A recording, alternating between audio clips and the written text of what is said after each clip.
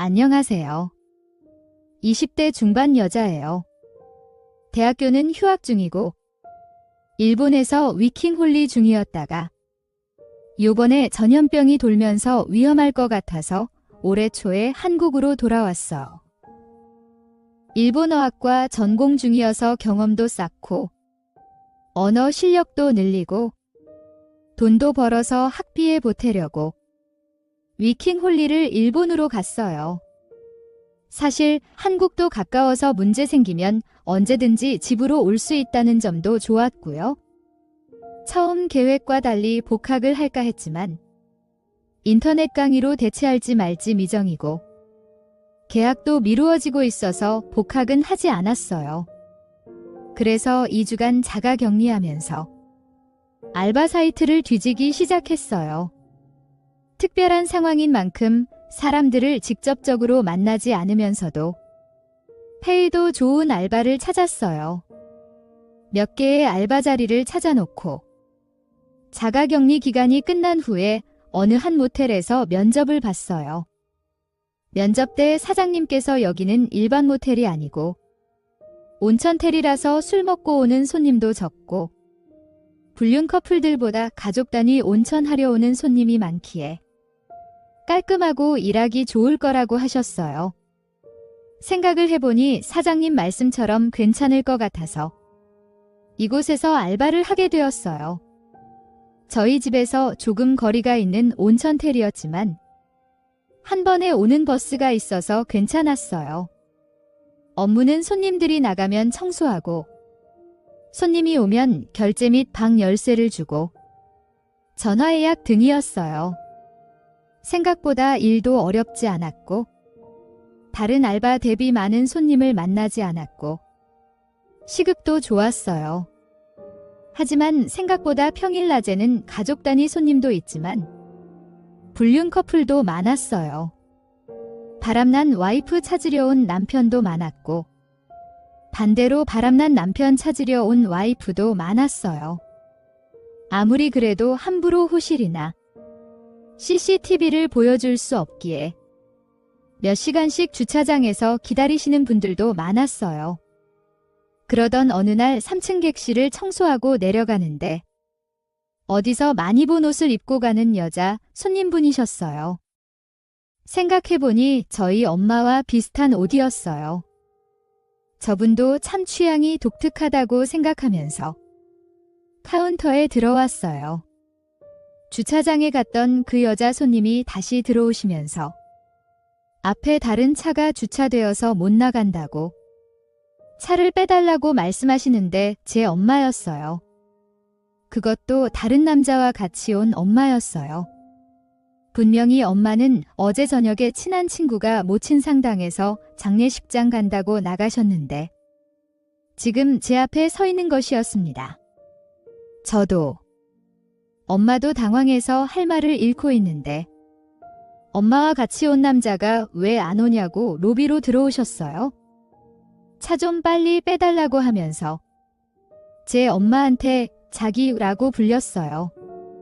어이없게 웃으며 고객님 차에 가서 쉬고 계시면 차 빼어드리겠다고 하고 제 가방을 챙겨서 그냥 나왔어요. 엄마는 갈팡질팡하다가 그 아저씨 차에 탔습니다. 정말 어이가 없었어요. 여기서 제 엄마를 볼 거라고는 생각도 못했습니다. 답답한 마음에 친구 자취방으로 가서 술을 마셨어요. 저녁에 들어가니 엄마는 눈도 못 마주치고 아빠는 딸 왔냐며 반갑게 인사해 주셨어요. 아무 말도 안 하고 방에 들어가자 아빠가 따라 들어오셨어요.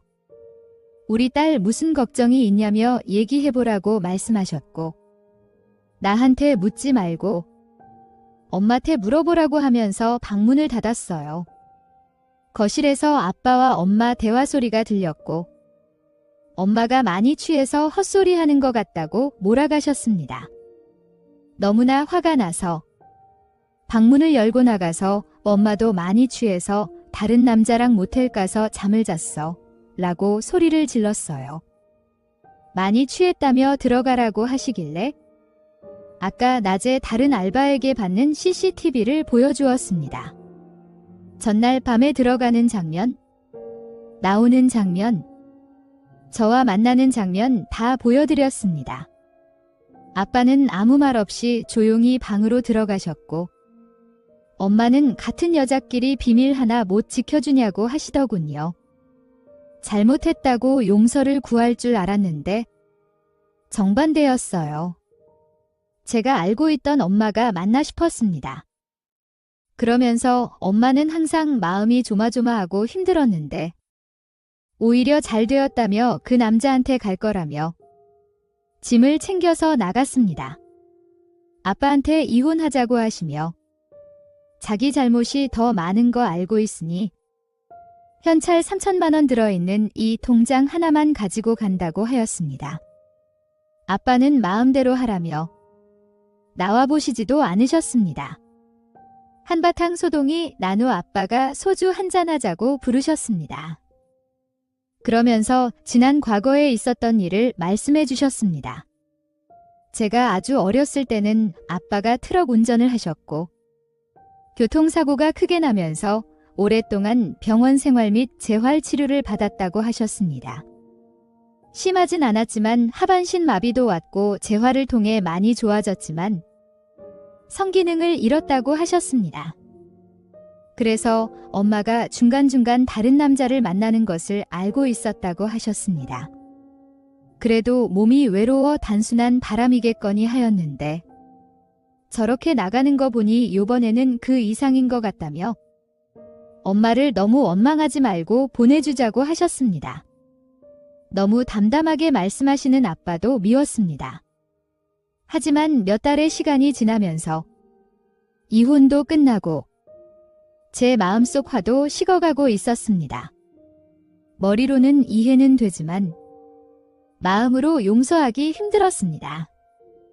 엄마가 나간 지 3개월쯤 되어갈 무렵 저한테 잘 지내냐고 메신저가 왔지만 답장하지 않았어요. 아직은 아무 일이 없었다는 듯이 엄마를 볼 수도 얘기할 수도 없었어요. 답장이 없는데도 점점 더 자주 메신저를 보내시더니 그러던 어느 날 엄마가 집에 오셨습니다. 아빠가 회사 가시고 저는 알바를 나갔다 왔는데 저녁 밥상을 차려놓고 기다리고 있었습니다. 못 본 척하고 있는데 아빠가 퇴근해서 집에 오셨고 엄마한테 정중하게 나가달라고 하셨습니다. 엄마는 다 지난 일이고 정리했다며 다시 같이 살자고 그러셨습니다. 반성과 후회를 많이 했다고 다시는 그럴 일 없을 거라고 했지만 아빠는 완강하셨습니다. 약 30분 정도 엄마는 계속 사과를 하시다가 안 될 것 같다고 생각하셨는지 멈추셨습니다. 그 후부터는 온갖 욕설과 폄하 발언, 그리고 그때 가져갔던 3천만 원은 너무 적다며 돈을 더 내어놓으라고 하셨습니다. 카드는 왜 정지시켰냐고 따졌습니다. 알아듣게 설명하였지만 도저히 대화가 되지 않아 경찰을 불려서 엄마를 내쫓았습니다. 저한테도 매정한 년이라며 입에 담지도 못할 욕들을 하셨고요. 밥상 차리느라 들어간 반찬값이라도 내놓으라고 동네방네 소리를 질려서 5만 원 드리고 보냈습니다. 아빠한테 얘기를 들어보니 한 달 전쯤 엄마가 돈이 다 떨어졌다며 연락이 와서 마지막으로 주는 거라며 1,000만 원을 주셨다고 합니다. 그런데 그것도 다 쓴 것 같다고 하셨습니다. 그래서 아빠가 주변 지인들에게 수소문해보니 바람난 남자는 엄마 돈 3천만 원 가지고 도망갔고 엄마는 사채업자에게 돈을 빌려서 도박을 하다가 빚이 제법 쌓여가고 있던 중이었습니다. 도대체 엄마는 몇 달 사이에 무슨 일이 있었는지 완전히 다른 사람 되어가고 있었습니다. 아빠가 당분간은 엄마랑 연락하고 지내지 않는 게 좋은 것 같다고 하셔서 그렇게 하겠다고 하였습니다. 그 후로 몇 번 더 찾아오고 경찰 부르고 쫓아내는 일이 있었습니다. 모르는 번호로 전화해서 다짜고짜 욕하며 돈 달라고 하기에 요즘 모르는 번호는 아예 받지도 않습니다. 이제는 엄마를 이해하고 용서하는 것은 못할 것 같습니다. 연락처도 바꾸고 이사를 가야만 모든 것이 끝날까요? 답답한 마음에 글을 남겨봅니다. 오늘의 사연은 여기까지입니다. 구독과 좋아요, 알림 설정 부탁드립니다.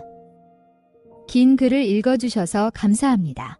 다음 사연을 시작하겠습니다. 안녕하세요. 결혼한 지 2년 된 30대 유부남입니다. 아내와 결혼하기 전에 만났던 여자가 있었습니다.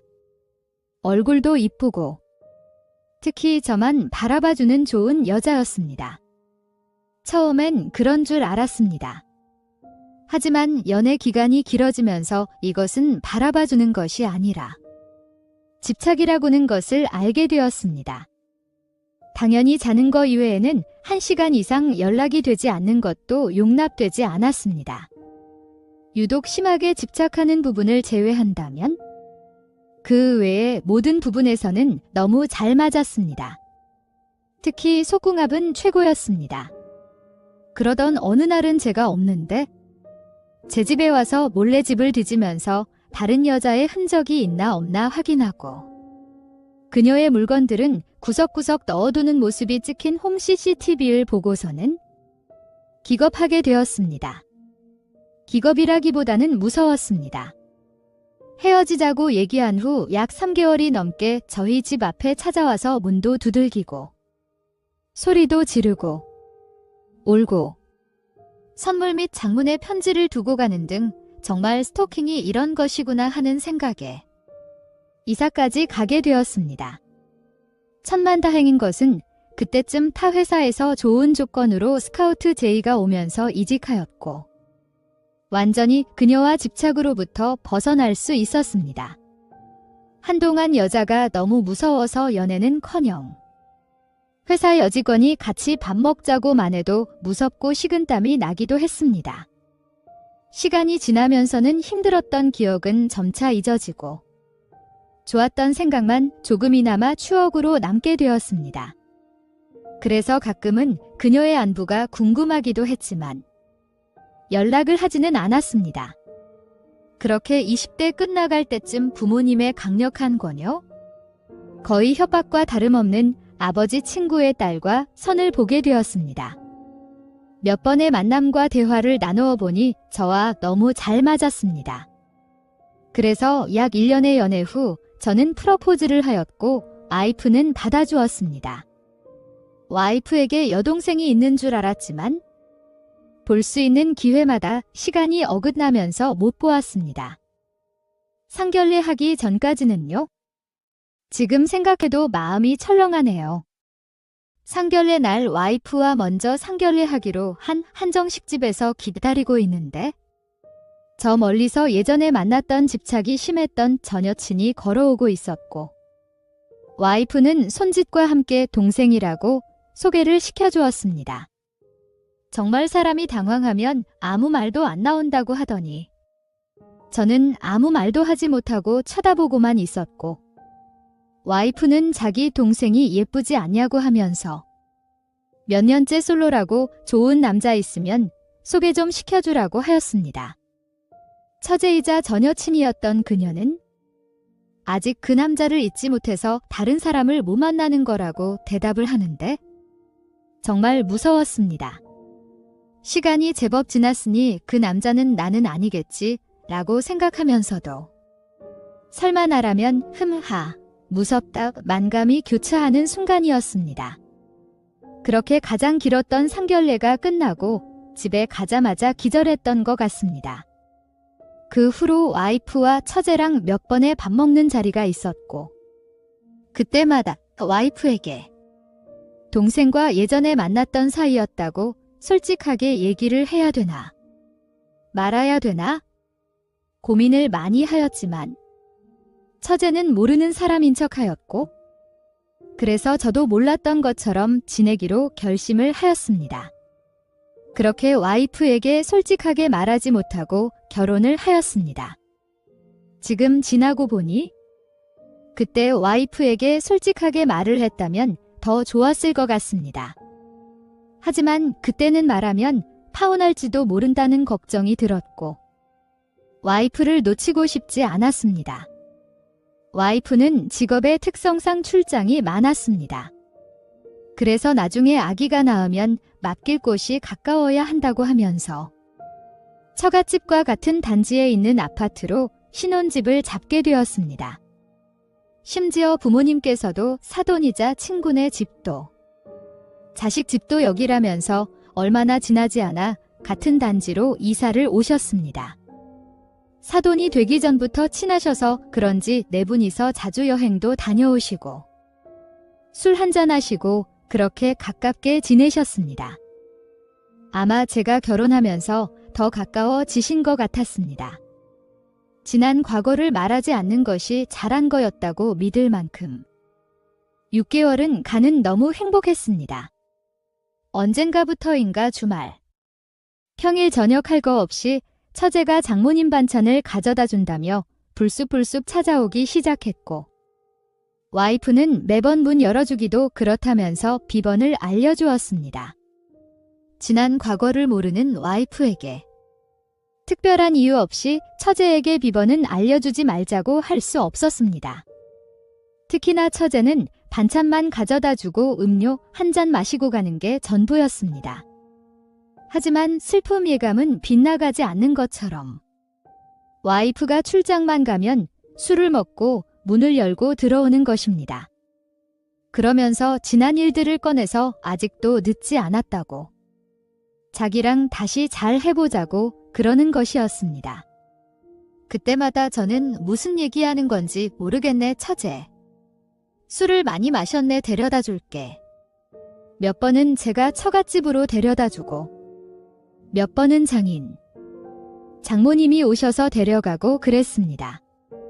그러다 한 번은 맨정신에 커피를 사들고 왔습니다. 그래서 진지하게 대화를 나눴습니다. 우리는 이미 끝난 지 오래되었고 난 지금 내 와이프를 너무 사랑하며 처제와 다시 시작할 마음이 전혀 없다는 것을 정확하게 말했습니다. 그리고 지난날에 처제와 만났던 사이였던 것을 공개하고 당분간은 어느 정도 거리를 두고 지내는 것이 좋을 것 같다고 말을 하였습니다. 처제도 생각해본다며 처가로 돌아갔고 그 후로는 저희 신혼집에 오지 않았습니다. 조금은 미안하기도 했지만 이미 저는 그녀의 언니와 결혼을 했고 처제와 다시 시작할 마음이 없기에 정확하게 말하는 것이 맞는 거라고 생각했습니다. 그렇게 다시 안정적으로 돌아간다고 착각하고 있을 때쯤 불금에 고등학교 친구들과 약속이 잡혔고 와이프는 출장 가는 날이어서 오래간만에 진하게 취해서 집에 들어왔습니다. 대충 옷만 벗고 침대에 잠이 들었습니다. 새벽쯤 부스럭거리는 소리와 함께 침대에 누군가 눕길래 와이프가 일찍 출장을 마치고 집에 온 줄 알았습니다. 종종 출장 가서 새벽까지 일하고 집으로 돌아오곤 했습니다. 그렇게 와이프 안고 자다가 부부관계를 가졌습니다.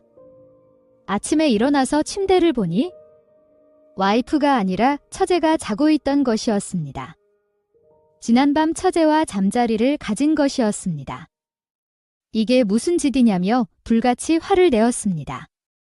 도대체 어떡하려고 이런 짓을 했냐고 물었더니 걸리든지 말든지 모르겠다고 처제는 다시 저와 시작하고 싶다고 이미 넘지 말아야 선도 넘었다고 자기는 자주 올 거라고 그러면서 집을 가버렸습니다.